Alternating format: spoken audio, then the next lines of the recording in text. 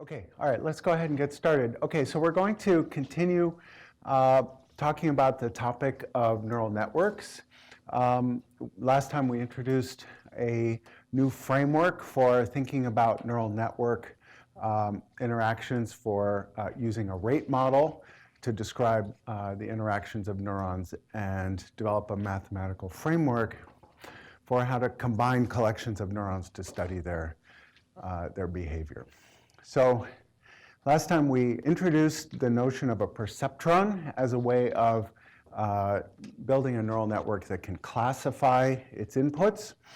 And we started talking about the notion of a perceptron learning rule, and we're going to flesh that idea out in more detail today. We're going to then talk about the idea of using networks to perform logic with neurons. We're going to talk about the idea of linear separability and invariance. Then we're going to introduce more complex feedforward networks where instead of having a single output neuron, we have multiple output neurons.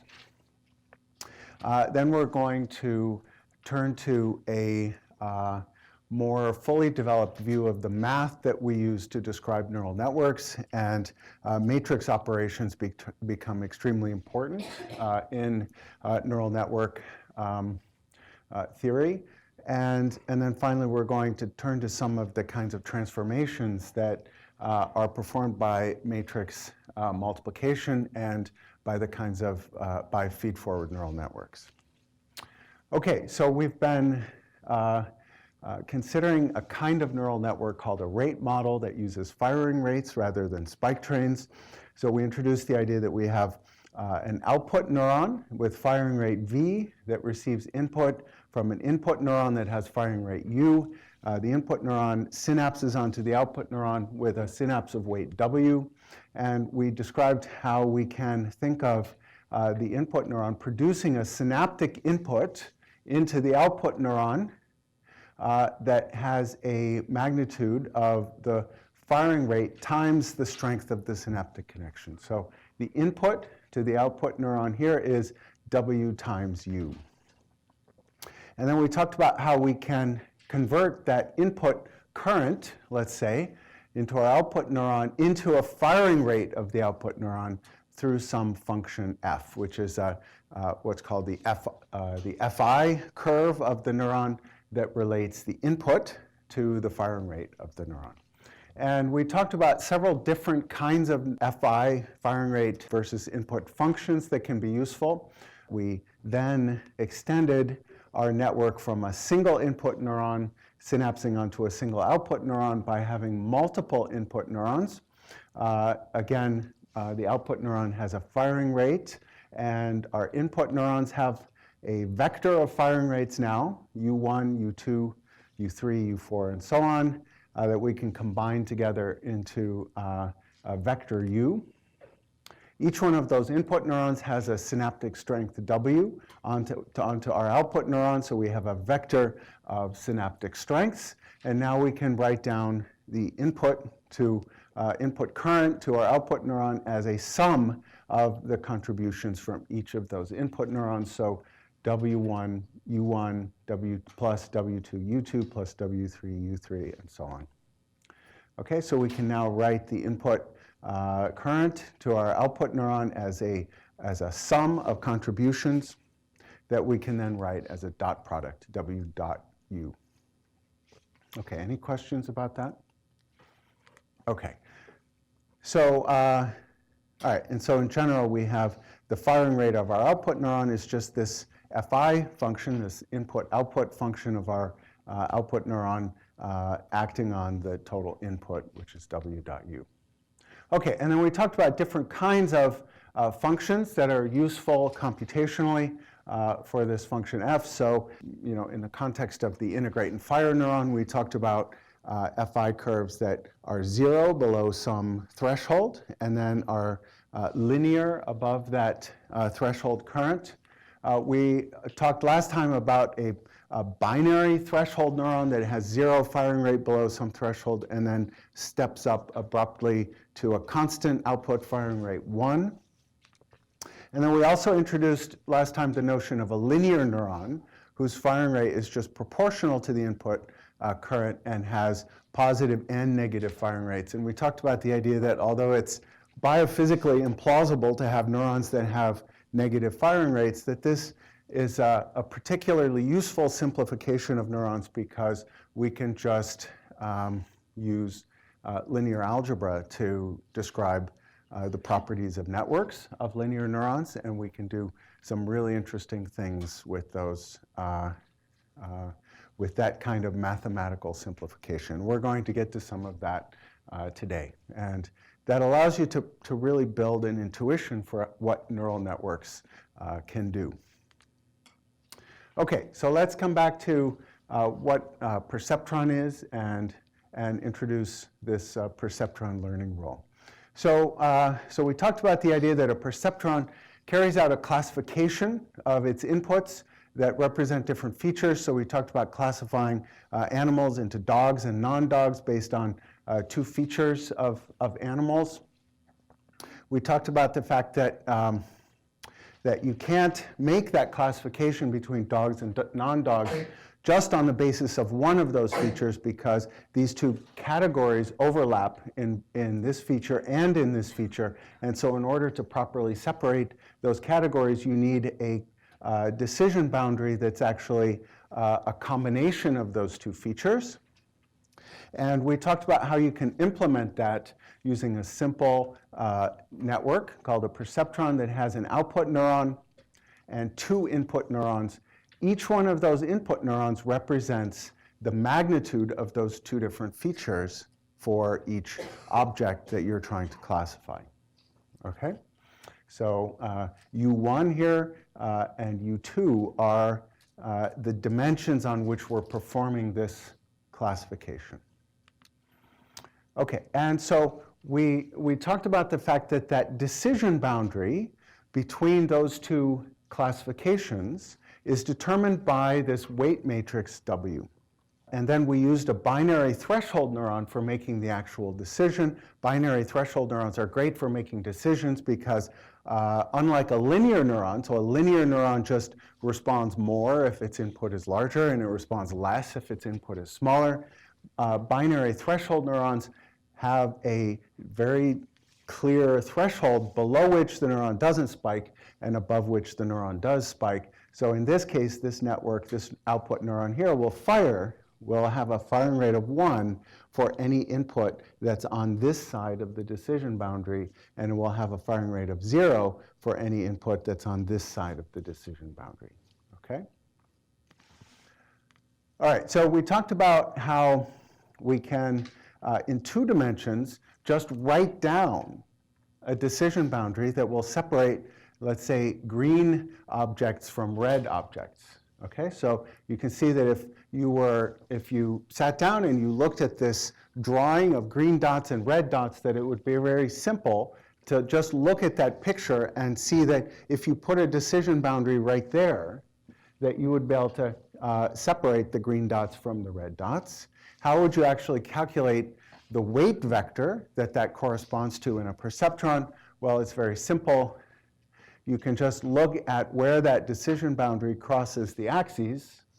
Okay, so you can see here that decision boundary crosses the U1 axis at point A, crosses the U2 axis at, I should say, a value of B, and then we can use those numbers to actually calculate the W. So remember, U is the input space, W is a weight vector that we're trying to calculate in order to place the decision boundary at that point. Is that clear what we're trying to do here? Okay, so we can calculate that weight vector. We assume that just theta is some number. Let's just call it 1. We have an equation for a line, W dot U equals theta. That's the equation for that decision boundary. We have 2 knowns, the 2 points on the decision boundary that we can just read off by eye. And we have 2 unknowns, the synaptic weights, W1 and W2. And so we have 2 equations, UA dot W equals theta, UB dot W equals theta, and we can just solve for W1 and W2, and that's what you get. Okay? So the weight vector that gives you that decision boundary is 1 over A and 1 over B. Okay, those are the two weights. Any questions about that? Okay. So in 2 dimensions, that's very easy to do, right? You can just look at that cloud of points, decide where to draw a line that best separates the 2 categories that you're interested in separating. But in higher dimensions, that's really hard. So in high dimensions, for example, we're trying to separate images, for example. Okay, so we can have a bunch of images of dogs, a bunch of images of cats. Each pixel in that image corresponds to a different input to our classification unit. And now how do you decide what all of those weights should be from all of those different pixels onto our output neuron that separates images of one class from images of another class? So there's just no way to do that by eye in high dimensions. So you need an algorithm that helps you choose that set of weights that allows you to separate different classes, a bunch of images of one class from a bunch of images of another class. Okay, and so we're going to introduce a method called the perceptron learning rule that is a category of learning rules called supervised learning rules that allow you to take a bunch of objects that you know. So if you have a bunch of pictures of dogs, you know that they're dogs. If you have a bunch of pictures of cats, you know they're cats. So you label those images. You feed those inputs, those images, into your network, and you tell the network what the answer was. And through an iterative process, it finds all of the weights that optimally separate those 2 different categories. Okay, so that's called the perceptron learning rule. So let me just set up how that actually works. So you have a bunch of observations of the inputs. So in this case, I'm drawing these in 2 dimensions, but you should think about each one of these dots as being, let's say, an image of a dog in very high dimensions, where instead of just U1 and U2, you have U1 through U1000, okay, where each one of those is the value of a different pixel in your image. Okay? Okay, so you have a bunch of images. Each one of those corresponds to an image of a dog. Each one of those corresponds to an image of a cat. And we have a whole bunch of different observations or images of those different categories. Okay, any questions about that? Okay. All right, so we have n of those observations. And for each one of those observations, we say that the input is equal to one of those observations for one iteration of this learning process, okay? And so with each observation, we're told whether this input corresponds to one category or another, so a dog or a non-dog, okay? And our output, we're asking, we want to choose this set of weights such that the output of our network is equal to some known value, okay? So T sub I, where if it's a dog, then the answer is 1 for yes. If it's a non-dog, the answer is no for that's not a dog, okay? And we have n of those answers, okay? So we have n images and n labels that tell us what category that image belongs to. Okay, so for all of these, t equals 1. For all of these, t equals 0. And we want to find a set of weights such that when we take the dot product of that weight vector into each one of those observations, minus theta,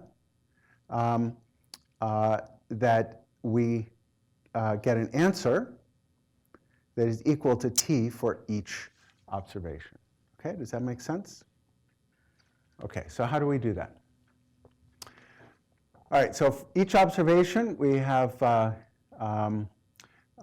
2 things, the input and the desired output, and that gives us information that we can use to construct this weight vector. So again, that's called supervised learning. And we're going to use an update rule or a learning rule that allows us to change the weight vector as a result of each estimate, depending on whether we got the answer right or not. Okay, so how do we do this? What we're going to do is we're going to start with a random set of weights, W1 and W2. Okay, and we're going to put in an input. Okay, so there's a space of inputs. We're going to start with some random weight, and I started with some random vector in this direction. You can see that that gives you a classification boundary here. And you can see that that classification boundary is not very good for separating the green dots from the red dots. Why? Because it will assign a 1 to everything on this side of that decision boundary and a 0 to everything on that side. But you can see that that does not correspond to the assignment of green and red to each of those dots. Okay? So how do we update that W in order to get the right answer? Okay? So what we're going to do is we're going to put in one of these inputs on each iteration and ask whether the network got the answer right or not. Okay, so we're going to put in one of those inputs. So let's pick that input right there. We're going to put that into our network, and we see that the answer we get from the network is 1 because it's on the positive side of the decision boundary. And so 1 was the right answer in this case. So what do? We don't do anything. We say the change in weight is going to be 0 if we already get the right answer. Okay, so if we got lucky and our initial weight vector was in the right direction, so our perceptron already classified the answer, then the weight vector is never going to change because it was already the right answer. Okay, so let's put in another input, a red input. You can see that the correct answer is a 0. The network gave us a 0 because it's on the negative side of the weight vector of the decision boundary. And so again, delta W is 0. But let's put in another input now such that we get the wrong answer. Okay, so let's put in this input right here. So you can see that the answer here, the correct answer is 1, but the network is going to give us a 0. Okay, so what do we do to update the weight vector? Okay, so if the output is not equal to the correct answer, then we're wrong. So now we update W. And the perceptron learning rule is very simple. We introduce a change in W that looks like this. It's a little change, so eta is a learning rate. Okay, it's generally going to be smaller than 1. Okay, so we're going to put in a small change in W that's in the direction of the input that was wrong if the correct answer is a 1. And we're going to make a small change to W in the opposite direction of that input if the correct answer was 0. Does that make sense? So we're going to change W in a way that depends on what the input was and what the correct answer was. Okay? So let's walk through this. So we put in an input here. The correct answer is a 1, and we got the answer wrong. The network gave us a 0, but the correct answer is a 1. So we're in this region here. The answer was incorrect, so we're going to update W. The correct answer was a 1, so we're going to change delta. We're going to change W in the direction of that input. Okay, so that input is there, so we're going to add a little bit to W in this direction. Okay, so if we add that little bit of vector to the W, it's going to move the W vector in this direction, right? So let's do that. So there's our new W. Our new W is the old W plus delta W, which is in the direction of this incorrectly classified input. Okay, so there's our new decision boundary. All right, and now let's put in another input. Let's say this one right here. You can see that this input is also incorrectly classified because the correct answer is a 0. It's a red dot. But the network says it's on the positive side of the decision boundary. So the network classifies it as a 1. Okay, good. So the network classified it as a 1, and the correct answer was a 0, so we were wrong. So we're going to update W, and we're going to update it in the opposite direction of the input if the correct answer was 0, which is the case. So we're going to update W in, that's the input C, minus C is in this direction. So we're going to update W in that direction. So we're going to add those two vectors to get our new W. And when we do that, that's what we get. There's our new W, there's our new decision boundary, and you can see that that decision boundary is now perfectly oriented to separate the red and the green dots. Okay, so that's that's Rosenblatt's perceptron learning rule. Yes, Rebecca. How do you choose the learning rate? Because I feel like if it's too big, you'll sort of like get not helpful like large oscillations. Yeah, that's right. So if the learning rate were too big, you could see this first correction. So let's say that we corrected W but made a correction that was too far in this direction. So now the new W would point up here, and that would give us, again, the wrong answer. What happens generally is that if your learning rate is too high, then your weight vector bounces around, it oscillates around. So it'll jump too far this way, and then it'll get an error over here, and it'll jump too far that way, and then you'll get an error over there, and it'll just keep bouncing back and forth. So you generally choose learning rates. The process of choosing learning rates can be a little tricky. Basically, the answer is start small and increase it until it breaks. Okay? Okay, any questions about that?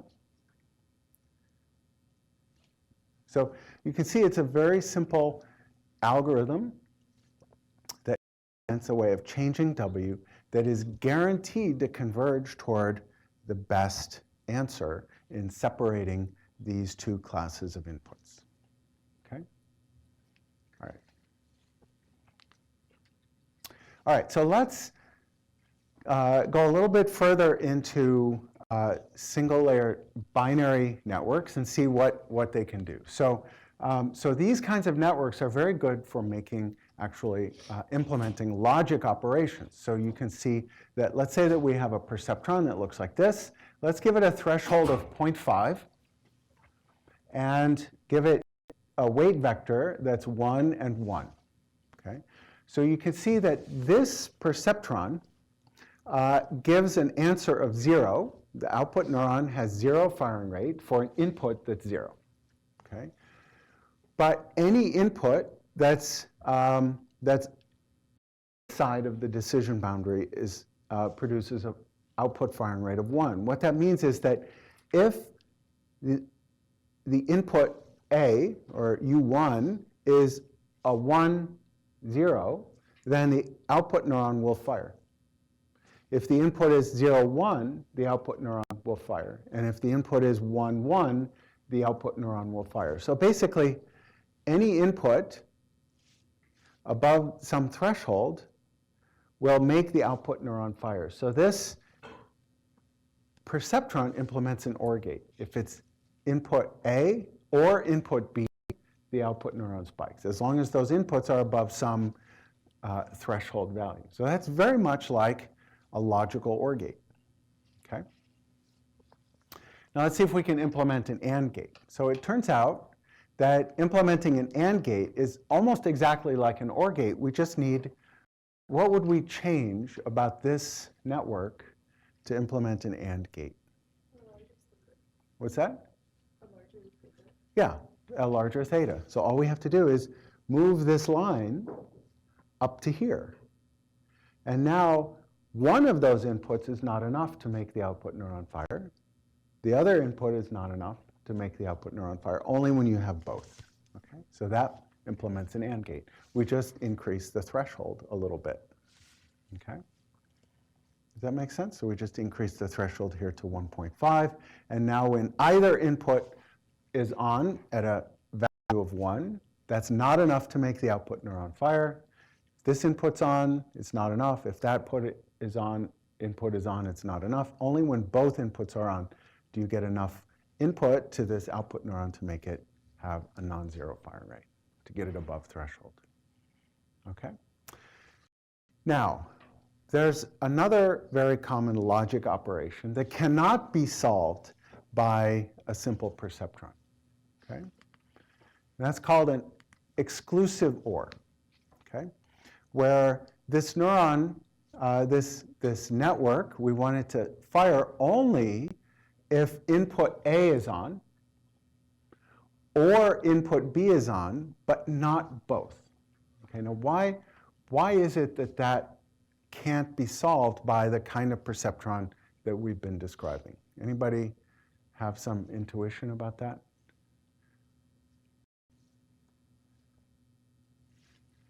I mean, it's obviously not graphically separable. Yeah, that's right. The key word there is separable.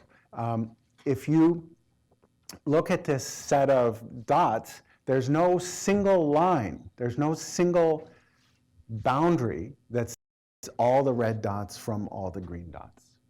Okay? And so that set of inputs is called non-separable, and sets of inputs that are not separable cannot be classified correctly by a simple perceptron of the type we've been talking about. So how do you solve that problem? So this is a set of inputs that's non-separable. You can see that you can solve this problem now if you have two separate perceptrons. So watch this. We can build one perceptron that fires, that has a positive output when this input is on. We can have a separate perceptron that is active when that input is on. Okay? And then what would we do if we had one neuron that's active if that input is on and another input that's active if that input is on? We would OR them together. That's right. So this is what's known as a multi-layer perceptron. We have two inputs, one that represents activity in A, another that represents activity in B, and we have one neuron that in the what's called the intermediate layer of our perceptron that has a weight vector of 1, -1. What that means is this neuron will be active if input A is on, but not input B. This neuron will be active. This neuron has a different weight vector, -1, 1. This neuron will be active if input B is on, but not input A.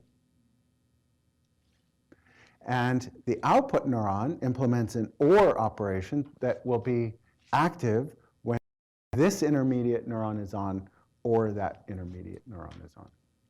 Okay? And so that network altogether implements this exclusive OR function.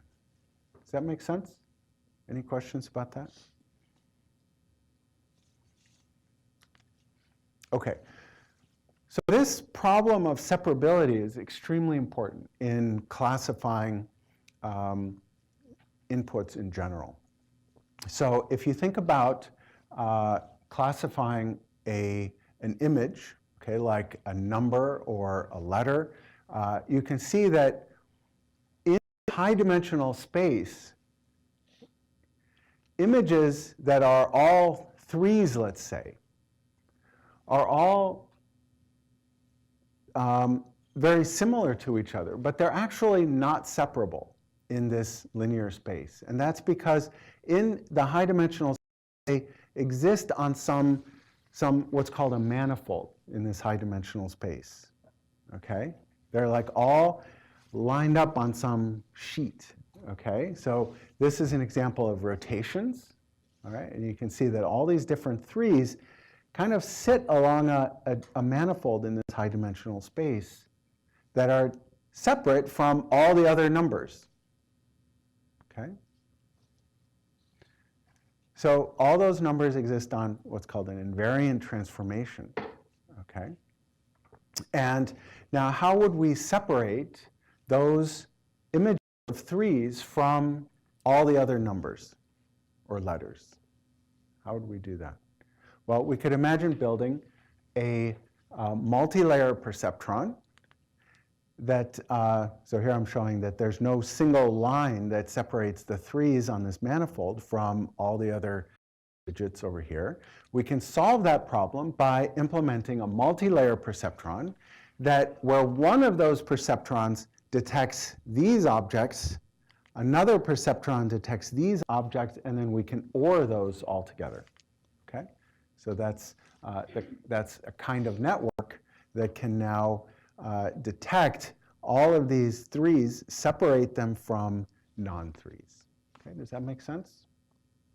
So we can think of objects that we recognize, like this 3 that we recognize, even though it has different, we can recognize it with different rotations or transitions or scale changes.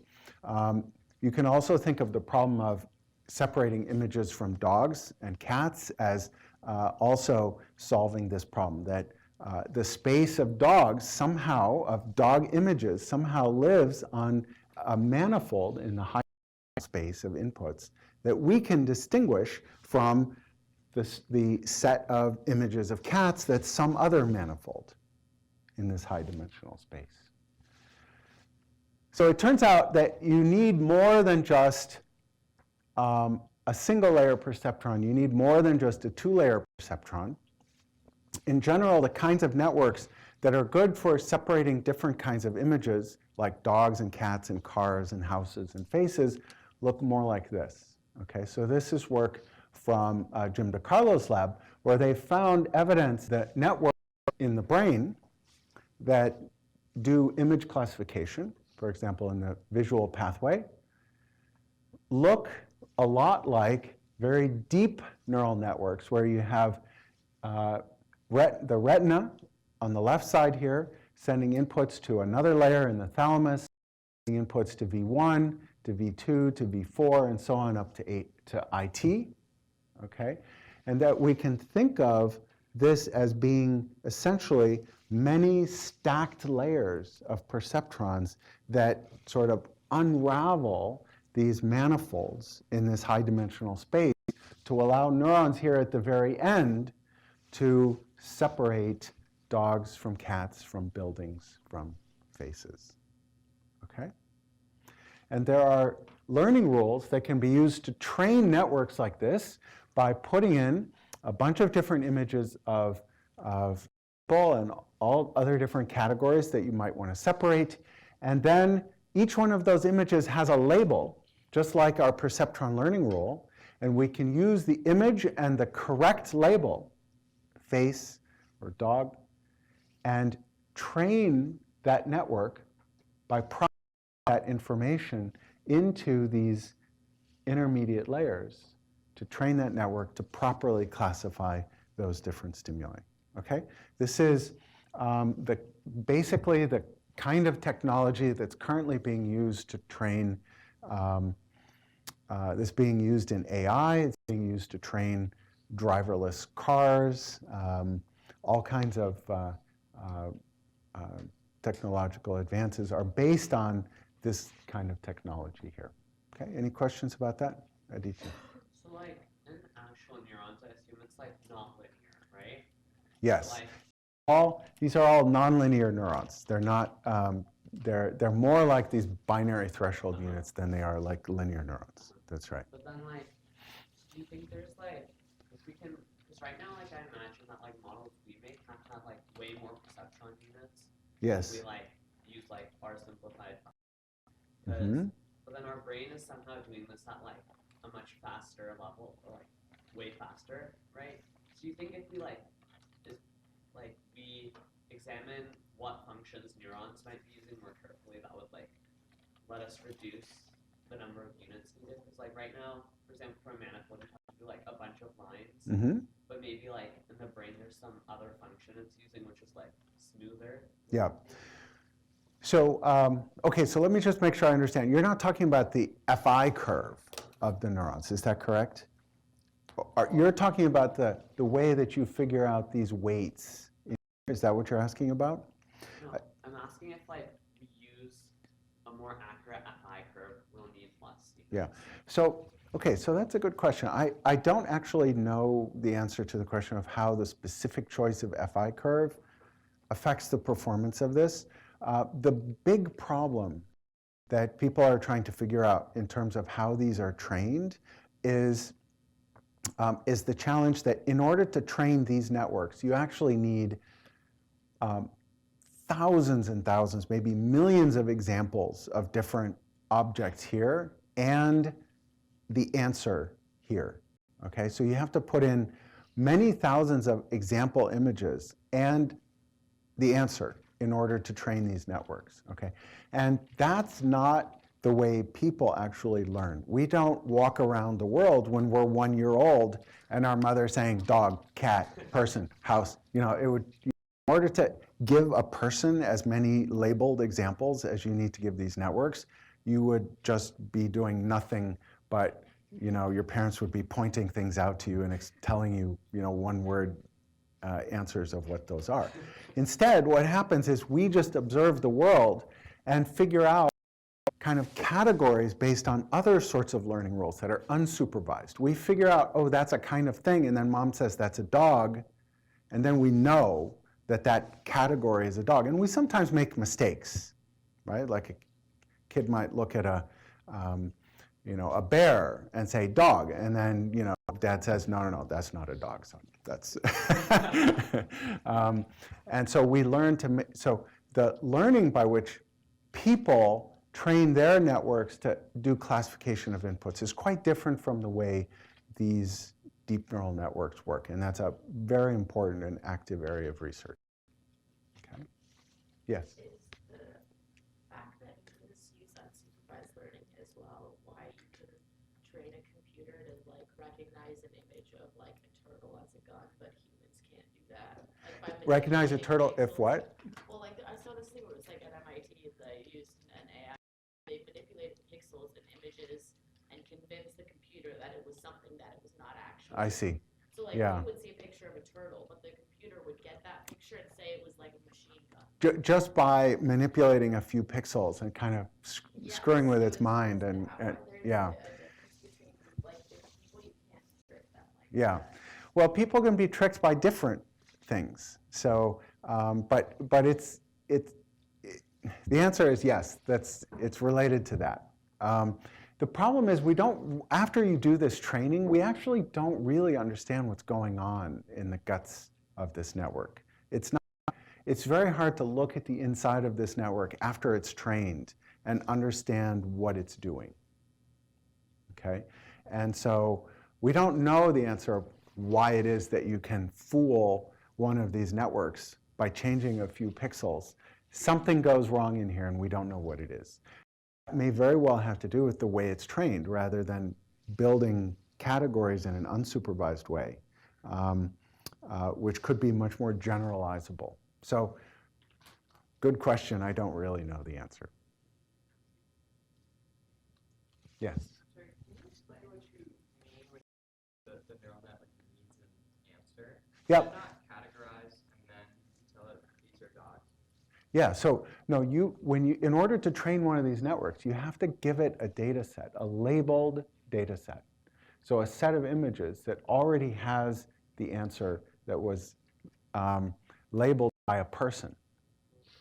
Okay. So you can't just give it a set of photos of puppies and snakes and it'll categorize No. into two groups. Nobody knows how to do that. Yeah. People are working on that, but it's not known yet. Yes, Jasmine. Like, I don't remember, like, I think I remember, like, hearing about something like, you can, like, read, you can, like, add in when you, like, can't separate them, you can, like, add in, like, an additional feature to, like, raise it to a higher dimensional space when it's separable, like. Sorry, I didn't quite understand. Can you say it again? I remember, like, reading somewhere about, like, how, like, when you, when, like, these things are not linearly separable. Yes. So you can, like, add in another feature to, like, raise it to a. Yeah. So let me show you an example of that. So coming back to the exclusive OR. So one thing that you can do is you can see that the reason this is linearly inseparable, that's not linearly separable, is because all these points are in a plane. Okay, and so there's no line that separates them. But one sort of trick you can do is to add noise to this, so that now some of these points move. You can add another dimension. So now let's say that we add noise, and we just by chance happen to move the green dots this way and the red dots, well, that way. Okay, and now there's a plane that will separate the red dots from the green dots. Okay, so that's advanced scope of what we're talking about here. But yes, there are tricks that you can play to get around this exclusive OR problem. this linear separability problem. Okay? All right, great question. All right, let's push on. Okay, so let's talk about more general two-layer feed-forward networks. Okay, so this is referred to as a two-layer network, an input layer and an output layer. And in this case, we had a single input neuron and a single output neuron. We generalized that to having multiple input neurons and one output neuron. We saw that we can write down the input current to this output neuron as W, the vector of weights, dotted into the vector of input firing rates to give us an expression for the firing rate of the output neuron. And now we can generalize that further to the case of multiple output neurons. So we have multiple input neurons, multiple output neurons. Okay? You can see that we have a vector of firing rates of the input neurons and a vector of firing rates of the output neurons. Okay? So we used to just have one of these output neurons, and now we've got a whole bunch of them, and so we have to write down a vector of firing rates in the output layer. And now we can write down the firing rate of our output neurons as follows. So the firing rate of this neuron here is going to be a dot product of the vector of weights onto it. So the firing rate of output neuron 1 is the vector of weights onto that first output neuron, dotted into the vector of input firing rates. Okay? And the same for the next output neuron. The firing rate of output neuron 2 is dot product of the weights onto that output neuron 2 and onto the vector of input firing rates. Same for neuron 3. And we can write that down as follows. So the firing rate of the 8th output neuron is the weight vector onto the 8th output neuron dotted into the input firing rate vector. Okay, and we can write that down as follows. Well, we've now introduced a new thing here, which is a matrix of weights. Okay, so it's called the weight matrix, and it essentially is a matrix of all of these synaptic weights from the input layer onto the output layer. And now we can, if we had a linear neuron, we can write down the firing rate of the output neuron, the firing rate vector of output is just this weight matrix times the vector of input firing rates. Okay? So now we've rewritten this problem of finding the vector of output firing rates as a matrix multiplication. Okay? And we're going to spend some time talking about what that means and what that does. Okay? So our feed-forward network implements a matrix multiplication. All right. So let's take a closer look at what this weight matrix looks like. So we have a weight matrix W sub A comma B that looks like this. So if we have 4 input neurons and 4 output neurons, we have a weight for each input neuron onto each output neuron. The columns here correspond to different input neurons. The rows correspond to different neurons. Remember, for a matrix, it's the elements are listed as W sub A, B, where A is the output neuron, B is the input neuron. So it's W postsynaptic, presynaptic, post-pre. Okay? Rows, columns. Okay? So the rows are the different output neurons, the columns are the different input neurons. Okay?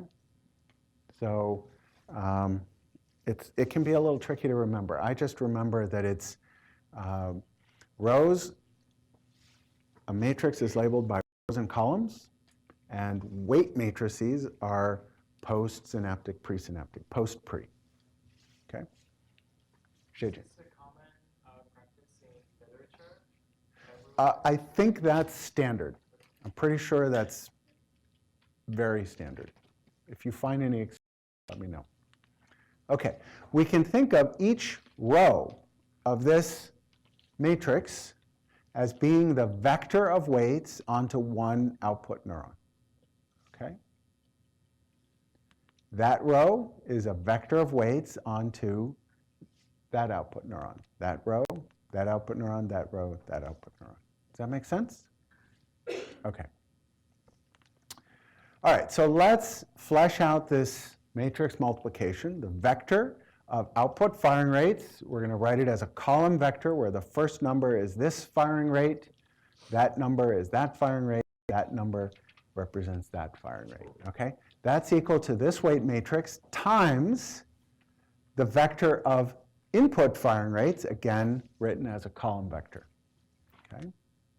And in order to calculate the firing rate of the first output neuron, we take the dot product of the first row of the weight matrix and the column vector of input firing rates, okay? And that gives us this first firing rate, okay? To get the second firing rate, we take the dot product of the second row of weights with the vector of firing rates, and that gives us this second firing rate. Okay, any questions about that? Just a brief reminder of matrix multiplication. All right, no questions? All right, so let's take a step back and go through some, quickly through some basic matrix algebra. I know most of you have probably seen this, but many haven't, so we're just going to go through it. All right, so just as vectors are, you can think of them as a collection that you write down. So let's say that you are making a measurement of two different things, let's say temperature and humidity, okay? So you can write down a vector that represents those two quantities. So matrices you can think of as collections of vectors. So let's say we take those two measurements at different times, at 3 different times. So now we have a vector 1, okay, a vector 2, and a vector 3 that measure those two quantities at 3 different times. All right, so we can now write all of those measurements down as a matrix, okay, where we collect each one of those vectors as a column in our matrix, okay, like that. Any questions about that? Okay, and there's a bit of MATLAB code that this matrix by writing 3 different column vectors and then concatenating them into a matrix, okay? All right, and you can see that in this matrix, the columns are just the original vectors, and the rows are, you can think of those as a time series of our first measurement, let's say temperature. So that's temperature as a function of time. Okay, this is temperature and humidity at one time. Does that make sense? Okay.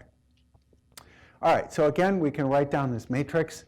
Remember, this is the first measurement at time 2, the first measurement at time 3. We have 2 rows and 3 columns. We can also write down what's known as the transpose of a matrix that just flips the rows and columns. So we can write transpose, which is indicated by this capital superscripted T.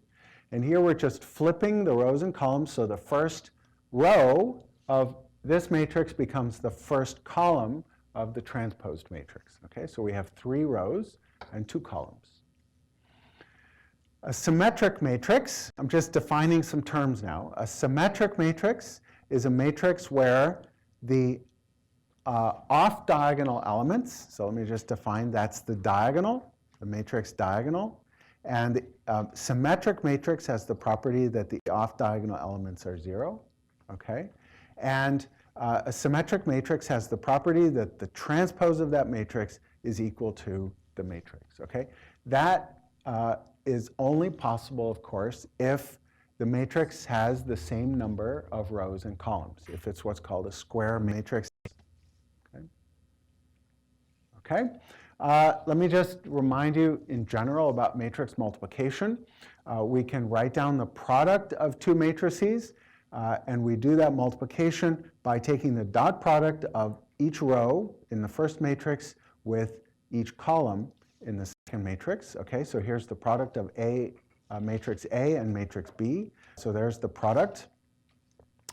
If this matrix, if matrix A is an M by K, M rows by K columns, and matrix B has K rows by n columns, then the product of those two matrices will have m by n rows and columns.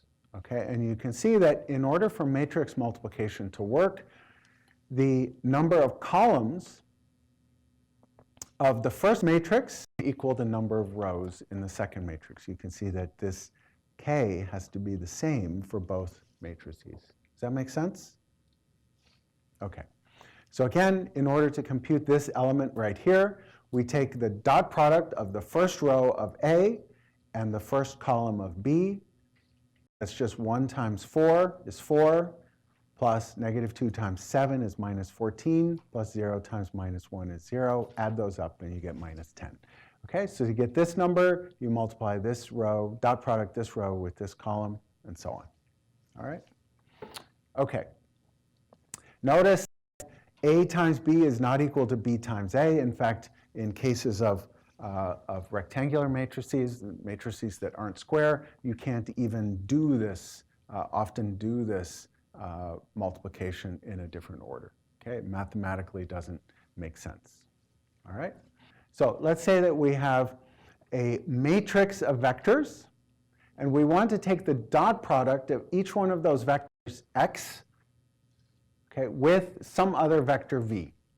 So let's just write that down. The way to do that is to say the answer here, the dot product of each one of those column vectors in our matrix with this other vector v, we do by taking the transpose of v, which takes a column vector and turns it into a row vector, and we can now multiply that by our data matrix x by taking the dot product of v with that column of x, and that gives us a matrix. So this matrix here, that vector is a 1 by 2 matrix.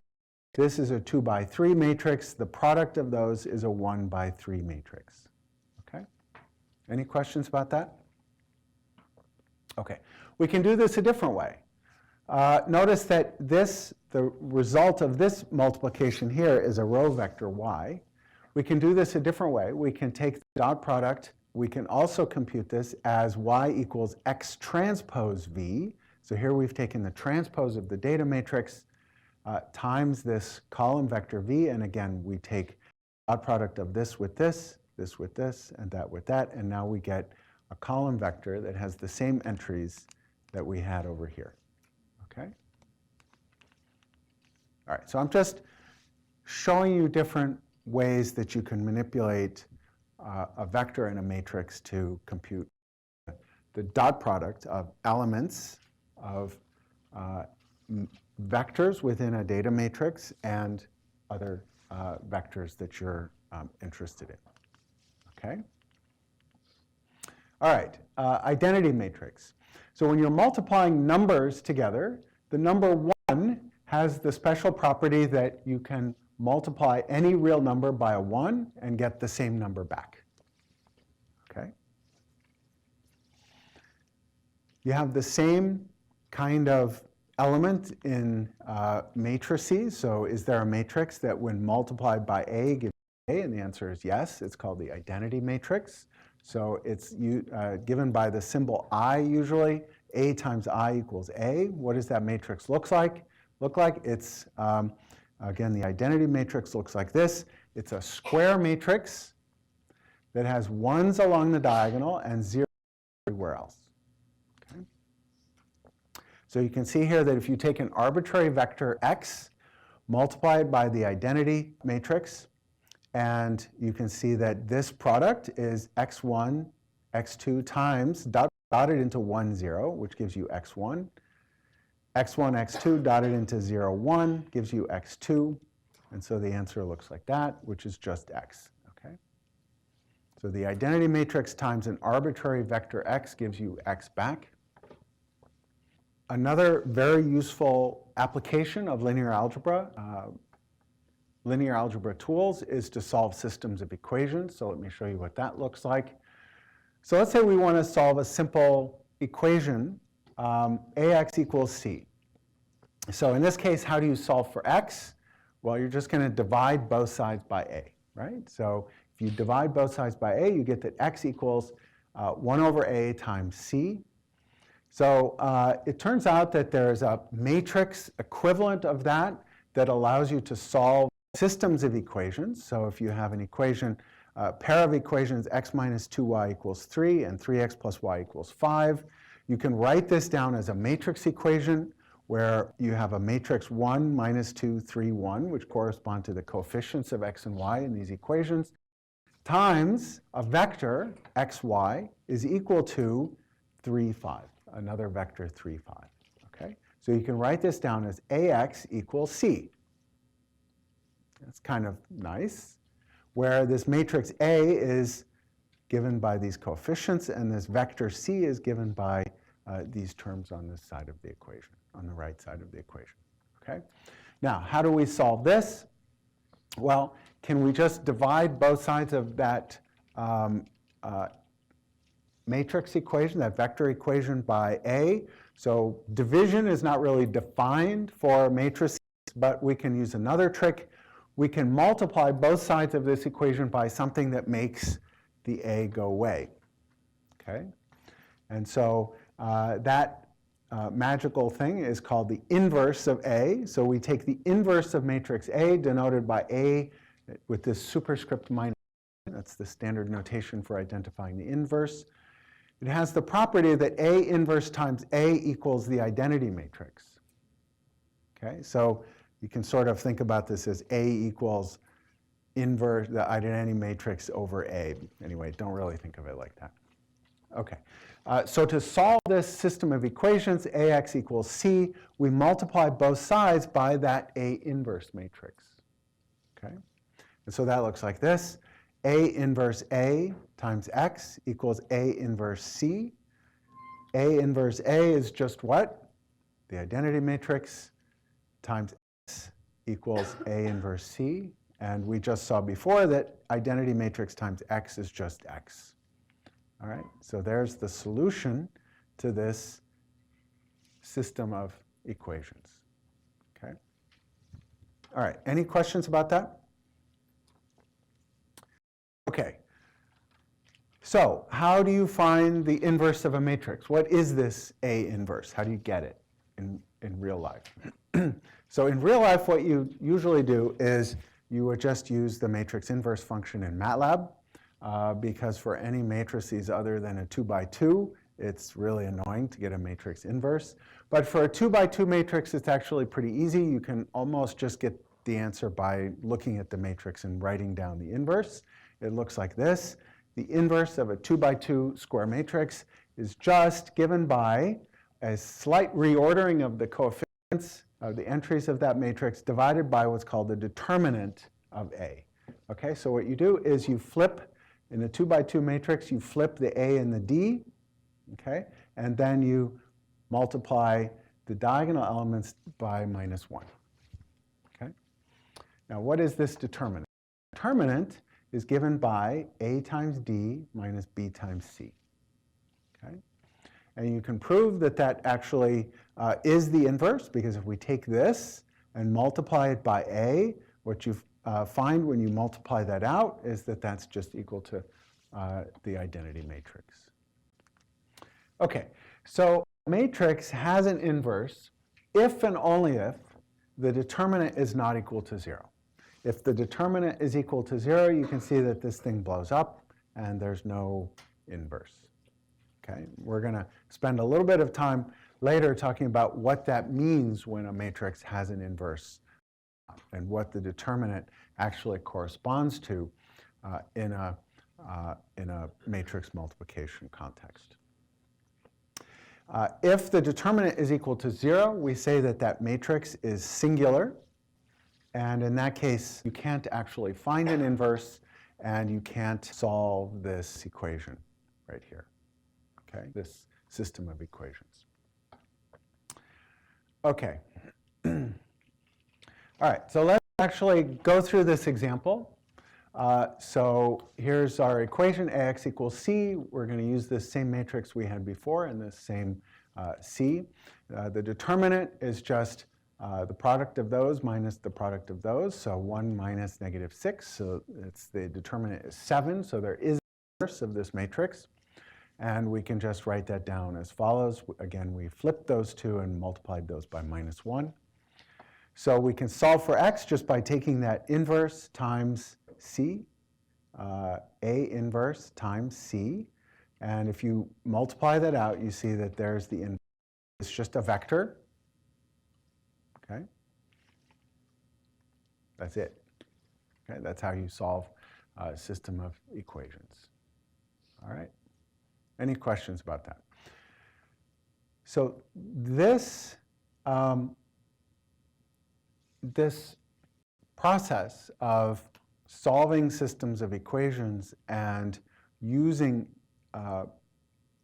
matrices and their inverses to solve systems of equations is a very important concept that we're going to use over and over again. Okay? All right, let's turn to the topic of matrix transformations. All right, so you can see from this problem of solving this system of equations that that matrix A transformed a vector x into a vector c. Okay, so we have this vector x, which was 3/7 minus 4, a vector. When we multiplied that by a, we got another vector c. Okay,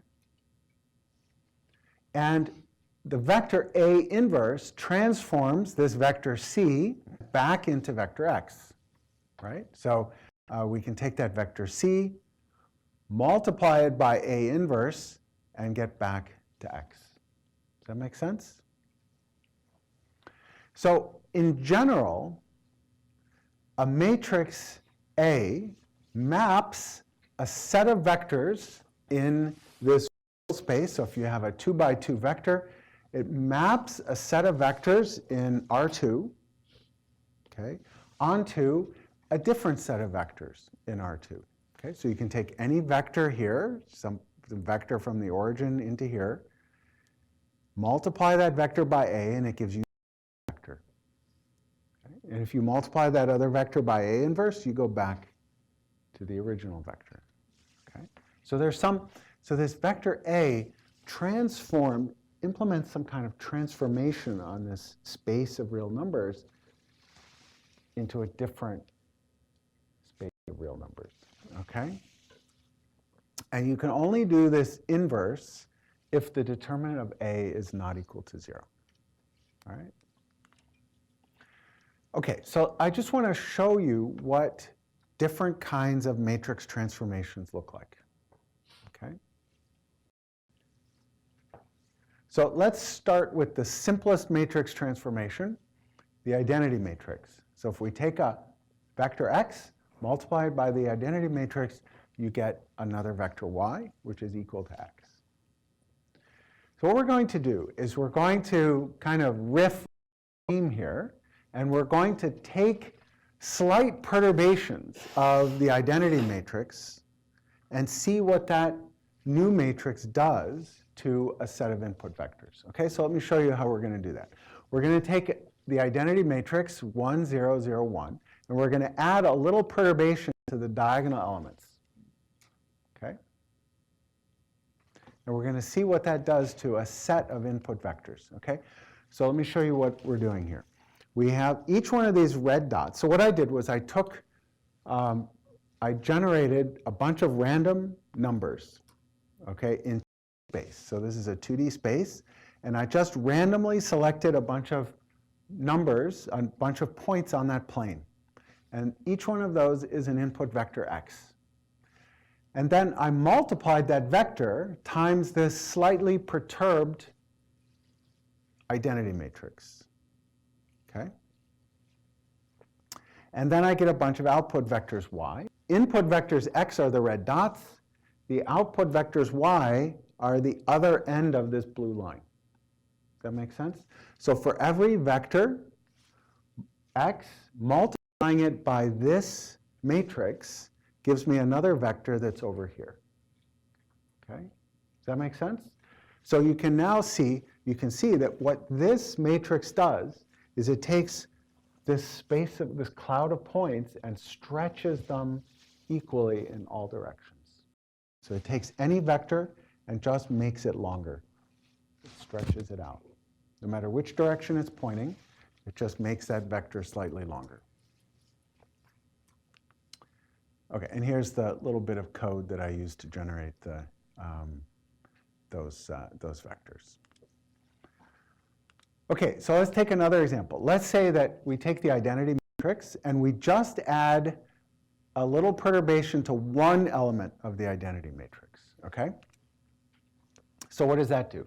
It stretches the vectors out in the x direction, okay? But it doesn't do anything to the y direction. So vector with a component in the x direction, the x component gets increased by a factor 1 plus delta, okay? The components of each of these vectors in the y direction don't change. All right, so we're going to take this cloud of points and we're going to stretch it in the x direction.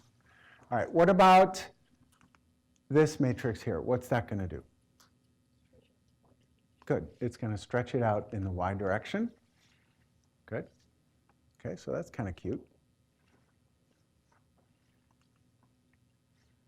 And you can see that this earlier matrix that we looked at right here stretches in the x direction and stretches in the y direction, and that's why that cloud of vectors just stretched out equally in all directions. Okay? Okay. About this, what is that going to do? Maybe stretching the x direction and compressing. Right. This perturbation here is making this component, the x component, larger. This perturbation here, and delta here is small, it's less than 1. Here it's making the y component smaller. And so what that looks like is the y component of each one of these vectors gets smaller, the x component gets larger, and so we're squeezing in one direction and stretching in the other direction. Okay?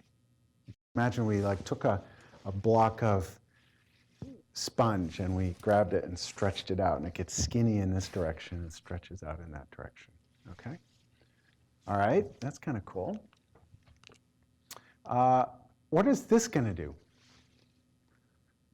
Here I'm not making a small perturbation of this, but I'm flipping the sign of one of those. What happens there? What is that going to do?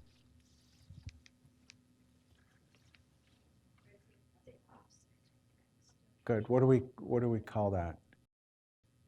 There's a term for it. Yeah, it's called a mirror reflection. Okay, so every point that's on this side of the origin gets reflected over to this side of the origin, and every point that's over here, of this axis, every point that's on this side of the y-axis gets reflected over to this side. Okay? So that's called a mirror reflection. Okay, what is this? What is that going to do?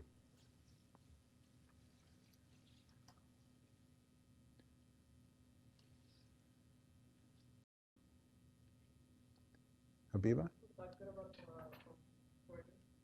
Right, it's going to reflect it through the origin, like this.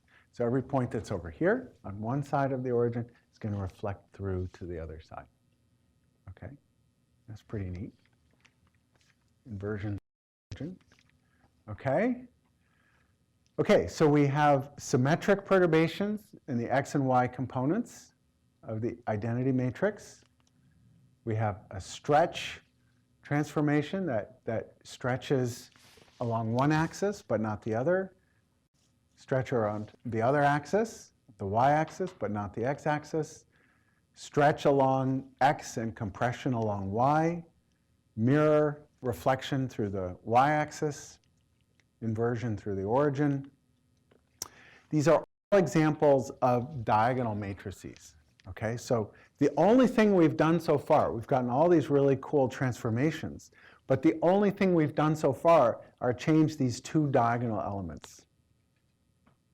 Okay, so there's a lot more crazy stuff to happen if we start with the other components.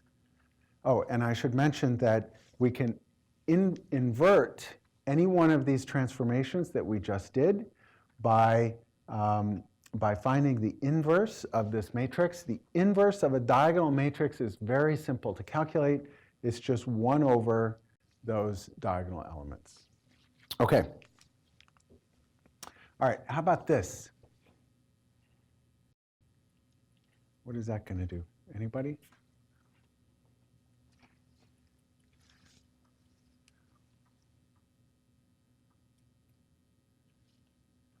When you take a vector and you multiply it by that, what's going to happen? This part is going to give you the original vector back. This part is going to take a little bit of the y component and add it to the x component. Okay? So what does that do? That produces what's known as a shear. So points up here, we're going to take a little bit of the y component and add it to the x component. So if something has a big y component, it's going to be shifted in x. Okay? If something has a negative y component, it's going to shift this way in x. If something has a positive y component, it's going to shift this way in x. And it's going to produce what's called a shear. Okay? So we're pushing these points this way, pushing those points this way. This kind of shear is very important in things like the flow of liquid. Okay? So when you have liquid flowing over a surface, you have forces, frictional forces, liquid down here that prevent it from moving. Liquid up here moves more quickly, and it produces a shear transformation, a shear in the pattern of velocity profiles. Okay, that's pretty cool. What about this? It's going to just produce a shear along the other direction. That's right. So now components that have vectors that have a large x component acquire a negative projection in y. Okay.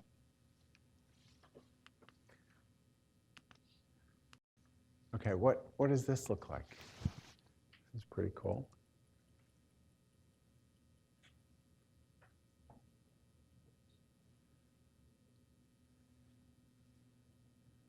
We're going to get some shear in this direction.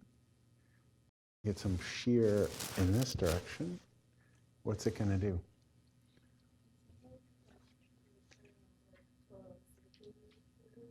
Good. Good guess. That's exactly right. Produces a rotation. Not exactly a rotation, but very close.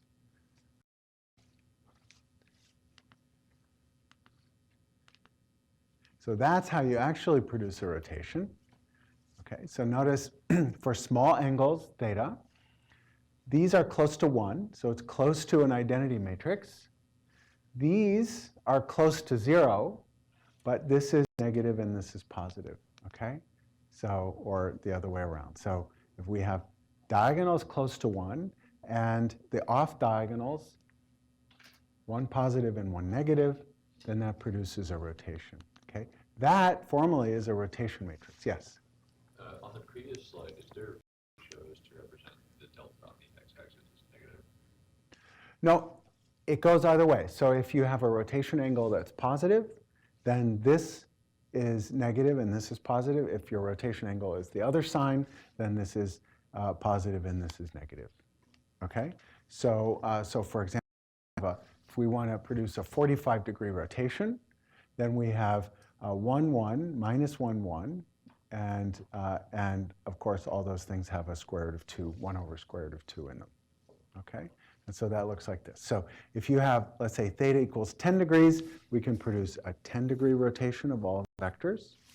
If theta is 25 degrees, you can see that the rotation is further. Theta 45, that's this case right here. You can see that you get a 45-degree rotation of all of those vectors around the origin. And if theta is 90 degrees, you can see that. Okay? Pretty cool, right?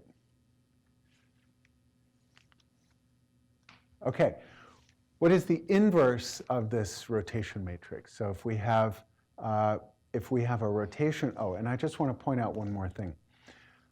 In this formulation of the rotation matrix, positive angles correspond to rotating counterclockwise. Okay? Negative angles correspond to rotation in the clockwise direction. Okay? So there's a big hint. What is the inverse of our rotation matrix? If we have a rotation of 10 degrees this way, what is the inverse of that? It's like theta, so Right. cosine theta stays That's right. times Remember, a matrix multiplication implements a transformation. The inverse of that transformation just takes you back where you were. Okay, so if you have a rotation matrix that you implemented a 20-degree rotation in the plus direction, then the inverse of that is a 20-degree rotation in the minus direction. So the inverse of this matrix you can get just by putting in a minus sign into the theta, and you can see that cosine of minus theta is just cosine of theta, but sine of minus theta is negative sine of theta. Okay, so the inverse of this matrix is just this. You change the sign of those diagonals, which just makes the shear go in the opposite direction, right? Okay, so a rotation by angle plus theta followed by a rotation of angle minus theta puts everything back where it was. So the rotation matrix phi of minus theta times phi of theta is equal to the identity matrix. So those two are inverses of each other. Okay? And the inverse of A, notice that the inverse of this rotation matrix is also just the transpose of the rotation matrix. Okay? All right, so what you can see is that these different cool transformations that these matrix multiplications can do are just examples of what our feedforward network can do, because the feedforward network just implements matrix multiplication. So this feedforward network takes a set of vectors, set of input vectors, and transforms them into a set of output vectors. All right, and you can understand what that transformation does just by understanding the different kinds of transformations you can get from matrix multiplication. Okay? All right, we'll continue next time.